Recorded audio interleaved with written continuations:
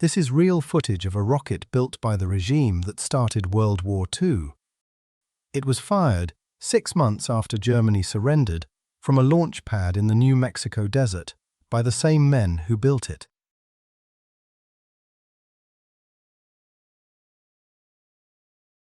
This isn't a reenactment.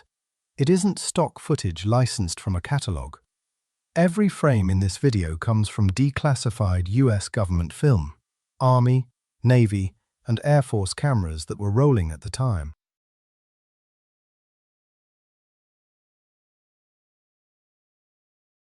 The program had a plainer name at first, Operation Overcast.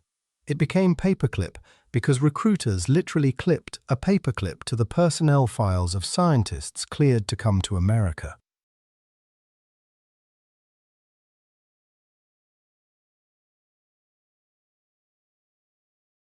The story starts on a sandy peninsula on the Baltic coast at a German army research station called Peenemünde. This is what the site actually looked like: coastal flak batteries, a private airfield, and a rocket bigger than anything that had ever left the ground.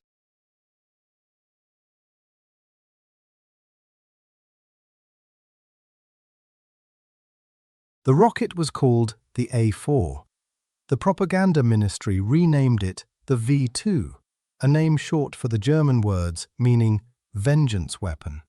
It was already killing civilians in London and Antwerp.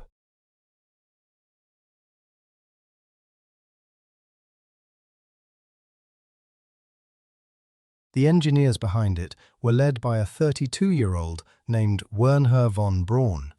Their day job was solving a problem no one had solved before: how to build a rocket that could reach the edge of space and come back down on a target 60 miles away.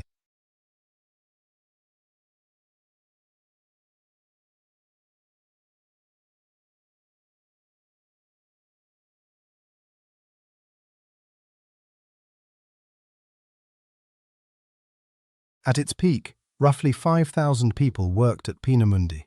Engineers, technicians, and military staff, running what was, at the time, the most advanced rocket program on Earth.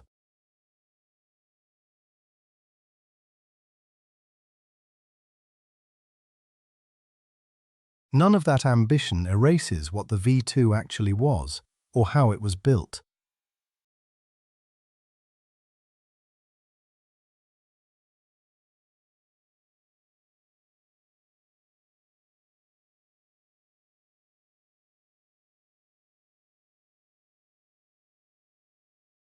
As Allied bombing made Peenemünde too exposed, mass production of the V2 moved underground, into a tunnel complex near Nordhausen called Mittelwerk.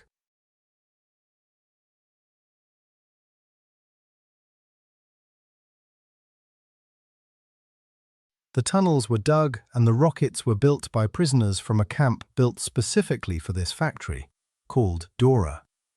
Between 40 and 64,000 people were forced to work there. Historians estimate roughly 26,500 of them died, from starvation, disease, and executions.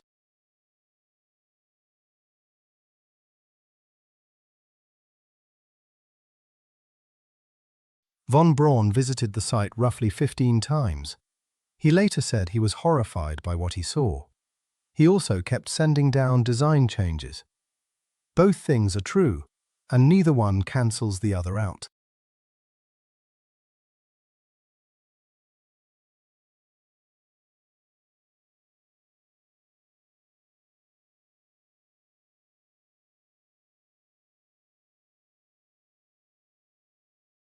By the spring of 1945, the war was ending, and von Braun's team knew exactly what was coming from the east. The Red Army was less than 100 miles away.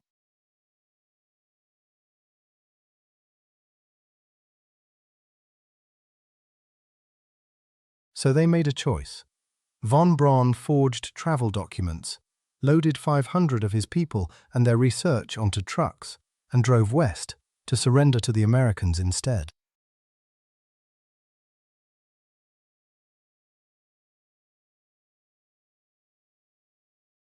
On May 3 to 2nd, 1945, they gave themselves up to the U.S. 44th Infantry Division. Within weeks, American intelligence teams were racing to find them before the Soviets did.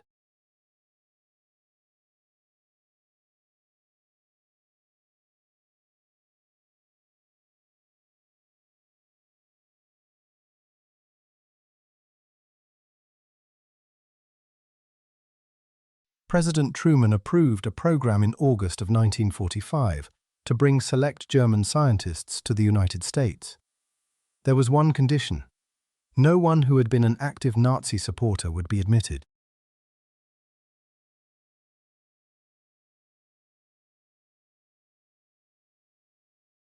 Fort Bliss itself was enormous, a live-fire army post the size of a small county, with the German team's labs tucked in among barracks and artillery ranges.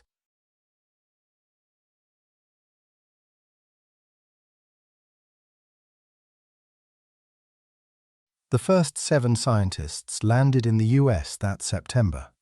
By February 1946, 118 of them, most of the original Peenemünde team, were installed at Fort Bliss, Texas, with a smaller group 40 miles north at White Sands Proving Ground.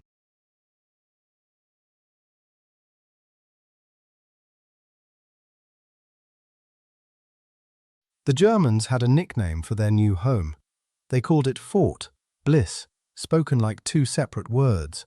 It was half joke, half genuine relief that the war was over.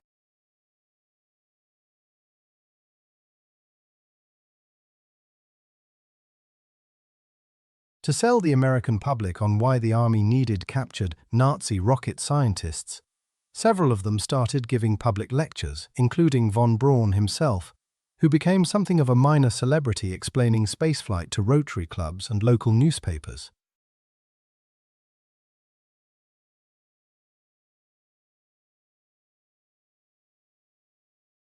The condition about Nazi ties didn't hold for long. Over the next 2 years, the paperwork on several team members was quietly rewritten to get them past the visa restriction.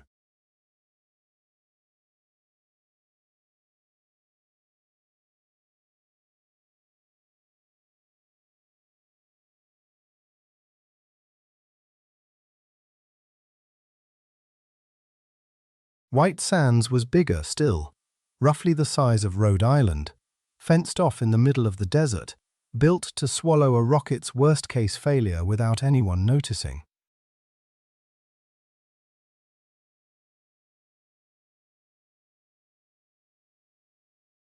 Their families started arriving that December. The men who'd built the V2 were now government employees, working for the country they'd surrendered to 7 months earlier.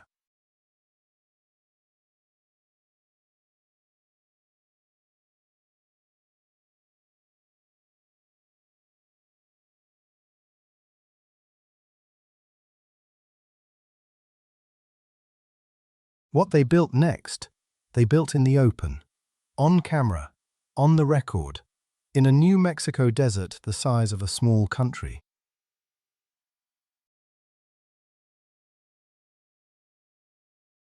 The V2s that survived the war were rebuilt from parts, shipped over in pieces, reassembled from scratch. This footage shows exactly what that looked like: propellant lines, injector plates, the guidance components going back together by hand.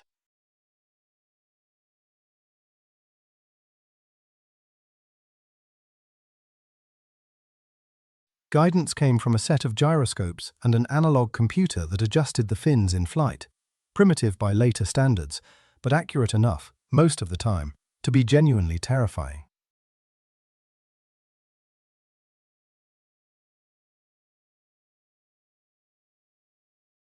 The fuel itself was almost absurdly simple for something this dangerous: ethyl alcohol and liquid oxygen, ignited by a stream of hydrogen peroxide and calcium permanganate.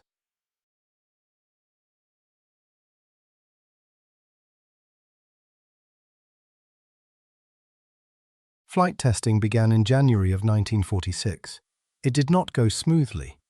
One rocket missed its target badly, landing south of the city of Juarez, in Mexico.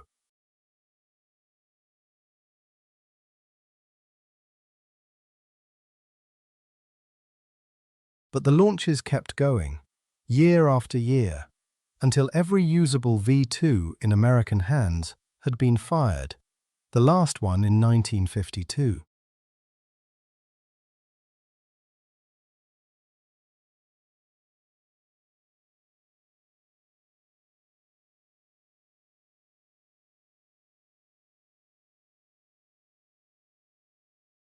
In 1947, White Sands started something new, stacking a second, smaller rocket on top of the V-2 itself.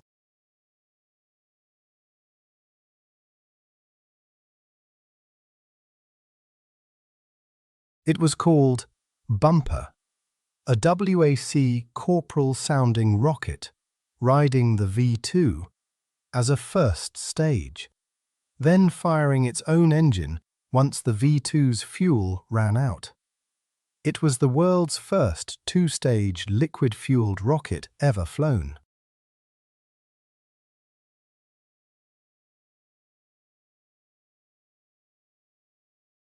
On February 24, 1949, Bumper number 5 reached 244 miles up at over 5,000 miles an hour, the first man-made object to reach space 6 years before anyone used that word seriously.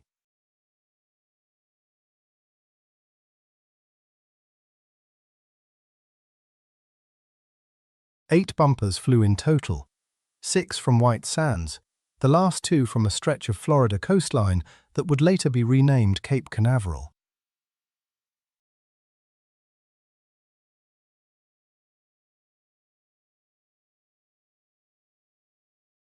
Not every launch was a weapons test. A group of civilian scientists, later nicknamed the V-2 panel, got permission to strap their own instruments into the nose cone before launch.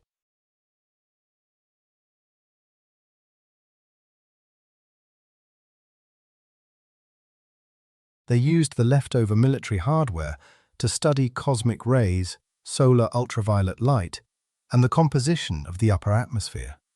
Research that had never been possible before, using a rocket built to kill people.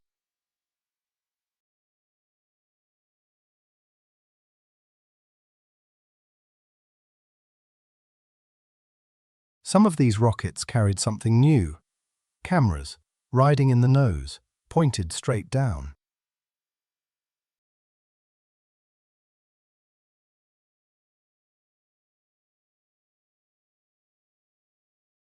At 60, 70, over 100 miles up, they filmed something almost no one on Earth had ever seen: the curve of the planet itself and the shadow of its own atmosphere.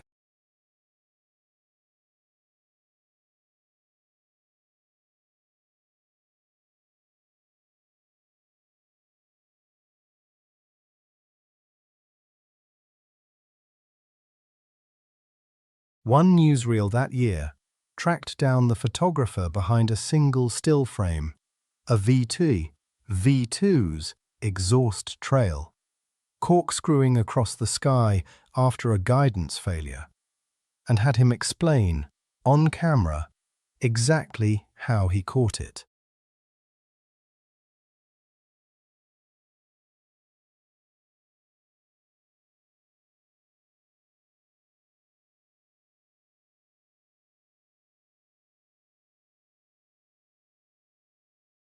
None of this is dramatized.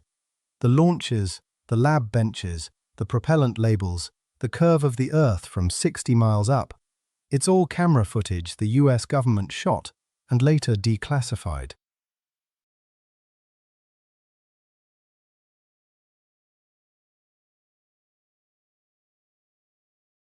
What it shows isn't a clean story. It's German rocket technology, built with forced labor. It was captured by the country it was built to attack, and quietly put to work by the same engineers who built it in the first place.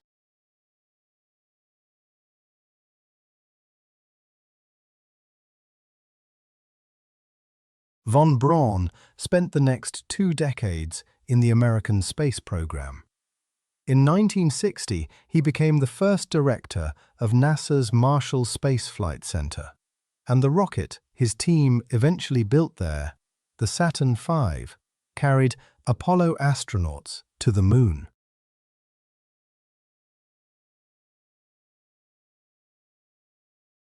That's Operation Paperclip. Not the myth, just the footage.